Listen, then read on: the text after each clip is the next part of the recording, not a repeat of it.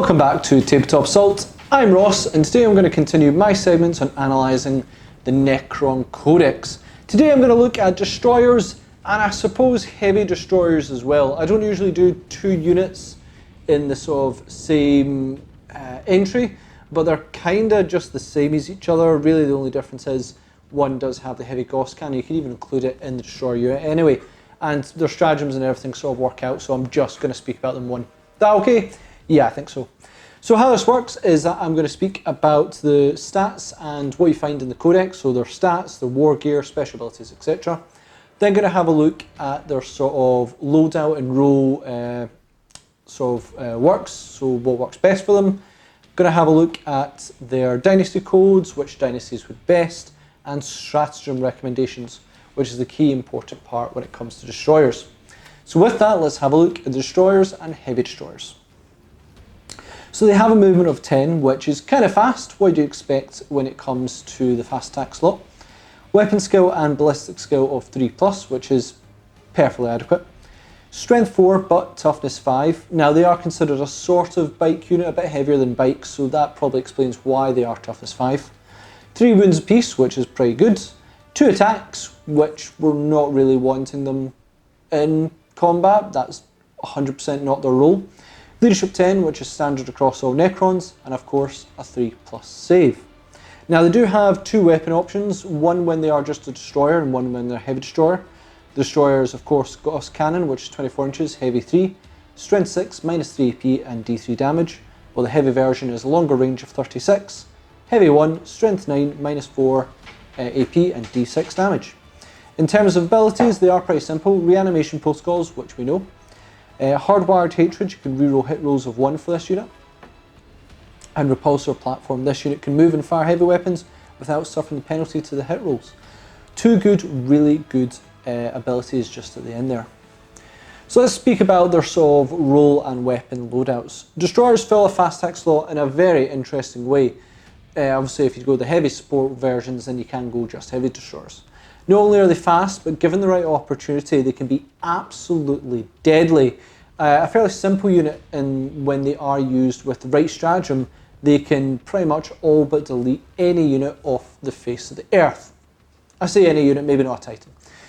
However, as they have generated such a deadly reputation, and usually they are probably going to be one of your opponent's #1 targets to go for from across the field if they can see them.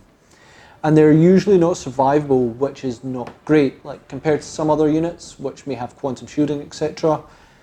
Destroyers only have a toughness 5 and a 3+ save. Good amount of wounds, but when you do start focus firing on destroyers, they don't hold up too well. These guys can do the business. They can certainly do quite a bit of damage, but making sure that they get to survive to do so is the greatest trick. I've had them eliminated, and I have eliminated them on the first turn plenty of times in many games, that we do find that when people do see destroyers, they are an absolute priority target. So we better talk about some ways of how to keep them alive. Firstly though, let's have a look at the 2 weapons, because this is really the difference of what is a destroyer and a heavy destroyer.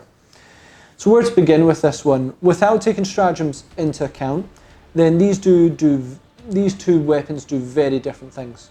The Gauss cannon is a great way to eliminate sort of elite units from a distance. Strength 6, minus 3 AP, D3 damage. Will do quite a lot of damage and eliminate a lot of smaller elite units quite well, especially if they don't have an invul save. While the heavy destroyer will lay down heavier targets, provided they don't have an invul save. Strength 9 will guarantee you're probably wounding nearly everything on 3s, because I don't think anything in the game goes above toughness 8. Minus 4 AP and D6 damage can potentially bring quite a bit of damage. If you do add in elimination protocols, which is probably the primary stratagem to use with destroyers, which you're going to use anyway, then you sort of begin to see the Gauss cannon sort of overshine when it comes to the heavy Gauss cannon. In larger units provided, then you're going to get much more shots with the Gauss cannon. If you've got a unit of 5, then you're going to get 15 shots versus 5 with the heavy Gauss cannon.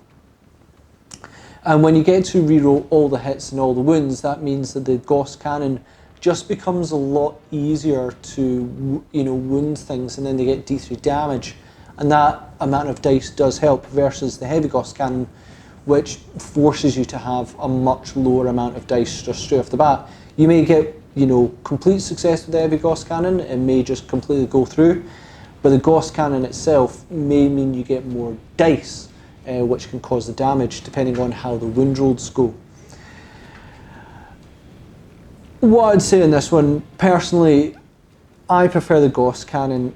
Maybe slipping in a heavy one every once in a while, but just having the weight of dice, 15 attacks versus maybe 5, and though those 5 may actually hit and wounds, I've had plenty of times where I've had like 9 Gauss cannons get through, which is just, and then they're harder to save because there is more of them.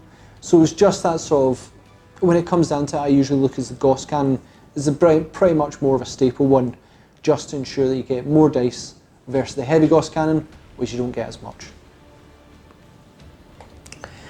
We've also got Dynasty codes, so we're going to have a look at Sutek. So the first one for that is Relentless Advance. If a unit with this code advances, it treats all ranged weapons it is equipped with as assault weapons until the end of the turn.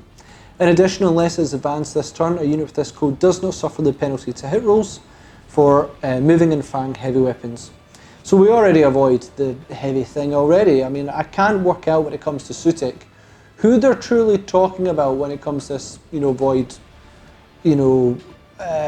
moving and firing a heavy. I suppose it's mainly vehicles when it comes to the Doomsday Barge and everything, Doomsday Ark, but Destroyers already do that, so they ignore it already.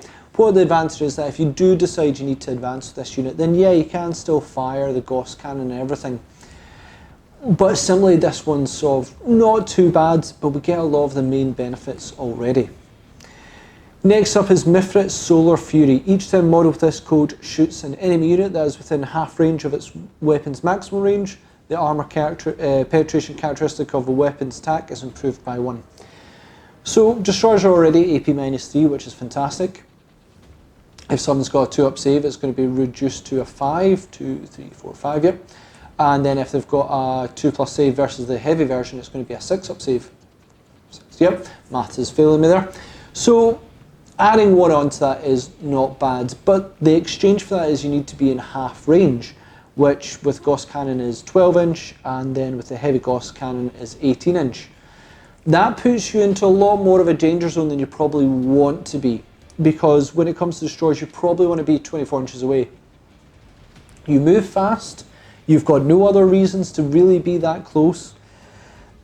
Getting above onto -4 AP is nice, or -5, but it's not truly needed. If I was to be honest, when it comes to Dynasty codes, these are the 2 best ones I think of use, because the other ones I simply don't think are that useful. Certainly Novuk to get rerolls in the combat phase, not useful at all. There is the one if you stand still you get reroll 1s. Oh wait, you already get that. And then you've also got translocation beams, which if you advance, which you don't really want to do with these guys. So when it comes to Dynasty codes, I'd probably say Destroyers really don't benefit from many of them. And that is not necessarily a bad thing, it's because they're already quite a solid unit. Next up we come to stratagems, which is where Destroyers and Heavy Destroyers definitely shine. This is where they're best. And let's start off with the main one, because we all know what one's gonna, if you've played Necrons before or anything, you know which one comes first, which is of course Extermination Protocols. 1 command point, use stratagem in your shooting phase before shooting with the Destroyer Lord, or unit of Destroyers, or unit of Heavy Destroyers from your army. Reroll failed hit and wound rolls for that unit until the end of the phase. So do I really need to explain this one? It is insane for 1 command point to reroll all hits and all wounds. I mean, yes please, part of me argues, and I got into trouble from this because someone did not appreciate this, that it should be 2 command points, because many other forces, if they were even close to that, would look at 2 command points. Because it does equate to a heck of a lot of rerolls. Though we already do get the reroll 1s to shoot, so maybe that's why it's down to 1 command point. But straight rerolls to hit, I think it's only failed hits and failed rerolls, but failed wounds, but it's still really devastating. Many other units, in other armies would absolutely kill for a stratagem like this, and it's a good thing Destroyers have it. I think it's maybe criminally undercosted. Maybe it should be 2, but I'd probably say Necrons do need every piece of tool they can get to help them out. So 1 command point is fine, but it is certainly a good one, and if you do have a full unit of destroyers, expect to use it heavily. I know I have, and it's done me well. Next up, we've got Solar Pulse, 1 command point. Use the stratagem after a Necron unit from your army has declared its targets in the shooting phase, but before any hit rolls are made. Pick one of the enemy units that your unit is targeting. The enemy does not receive the benefit of cover against against your unit's weapons this phase. Again, a solid choice for 1 command point. It just ensures that you do a little bit extra damage against units that may want to hunker down and blast away. I'm looking specifically at things like Hell Blasters, Devastators, etc., who are quite happy to have a huge amount of the field, hide in a bit of your ruins and get a wee bit better to their save. There does come a time when you just need to absolutely lay down as many shots and get, every fail is going to be a good kill because it's going to kill a heavy weapon. Then yeah, definitely this one is a good choice. Next up we have Methodical Destruction, 2 command points. Use the stratagem after a Sutek unit from your army has inflicted an unsaved wound on an enemy unit. Add 1 to hit rolls for friendly Sutek units that target the same enemy unit in that phase. So this stratagem I would recommend possibly after you've used the destroyers, probably after Extermination protocols. This would be useful to ensure more damage going on to things like knights that you may have failed to kill with destroyers, or say like titans, etc.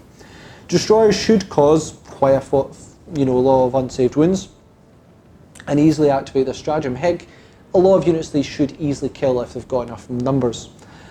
Hopefully you do just delete it, but say it is a big thing that maybe still has a few wounds, and you're like, cool, 2 command points, I can add +1 to hit to the next units to fire. That next unit is going to be, a Doomsday Arc or something, and sure, then the +1 to hit will definitely help. So I think that's a good stratagem to keep in mind, especially if you do go Sutek, especially if you're going to follow along with Doomsday Arcs, then yeah, not a bad choice. Next up we have Translocation Crypt. 1 command point, use the stratagem during deployment. You can set up a Nifric infantry or swarm unit from your army in Translocation Crypt instead of placing it on the battlefield. At the end of your movement phase, this unit can translocate into the battle, set up anywhere in the battlefield that is more than 9 inches away from enemy models. So this does not seem like an obvious choice. Lose the sort of first turn of shooting to deploy somewhere else.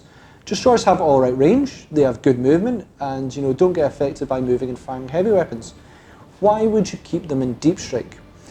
The simple answer is, as I said before, because your opponent sees them turn 1, and if you can't hide them, expect them to do anything, and I mean anything, to wipe them out. These things attract firepower like there is no tomorrow, and your opponent will definitely target to try and eliminate them because they just don't want any of them resurrecting either. This is a good way to hide them, but it's not really my taste. I really hope for turn 1. I hope for turn 1 and do my damage, and try and do it in the turn 1 effects, But this is an option and a way to keep them alive. Up to yourself. I don't like the Nifric trait so much, and I suppose you could use things like the sort of Nightmare Shrouds and things to try and disappear from the battlefield. Use Warlord traits, use whatever you can to get away. But the Veil of Darkness. I knew I had the wrong one. The Veil of Darkness to try and transport them somewhere else. If, for instance, you hide them behind buildings and they can't be seen. But I can't say more than translocation beams is an option, because if your opponent does see destroyers, my goodness, they're going to try and destroy them before they can destroy them back. And that is the trick in this one, which allows you to just deep strike in and then hopefully do some damage and with a full unit of destroyers versus ones that may have already been hurt. So that's kind of my ending when it comes to destroyers and heavy destroyers. I think they're an absolute critical unit, but they are one that do suffer slightly, because at toughness 5, 3 wounds and 3 up save, that does not seem bad, but my goodness, they do attract a lot of firepower. So I'd love to hear in the comments, what do you guys think? How is the best way to protect destroyers, and also what is the best way to get the most use out of them? Let me know in the comments below. Check us out on social media where you can see our upcoming projects, got a few of them on the go myself, and also check us out on Patreon to help support the channel, bring you more content, because we absolutely love doing so. So thanks again, I'll see you on our Tabletop Assaults. Battle Report.